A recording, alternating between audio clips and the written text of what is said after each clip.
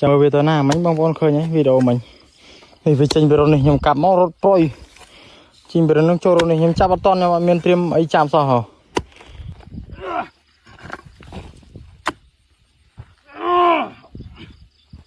bạn cho cháu là không con này hả à chơi nhé mình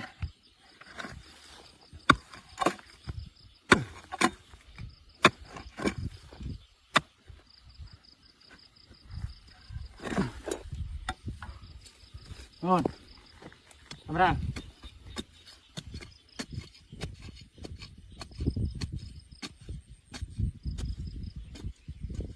đi đi Nih, cawan nè camera khai nào camera như camera khai nào nè nè khai nào camera so slide này nè nè camera khai nào đưa ba nè hả đưa kịch rôn mũi cho rôn mũi còn score bù thi mấy khlang bộ tranh viên không còn score bù thi không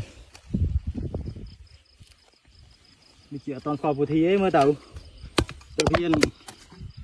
thực hiện đưa đạo bù thi còn score bù thi phải giờ hiện đưa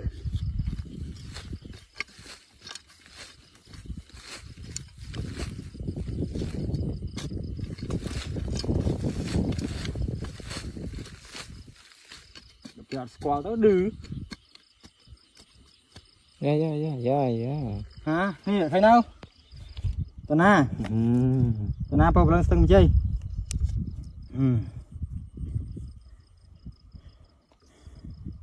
Đây là bị đứ. Chơi cái lái môi. Tự cái lái môi chơi bị rôn môi à bạc cạch.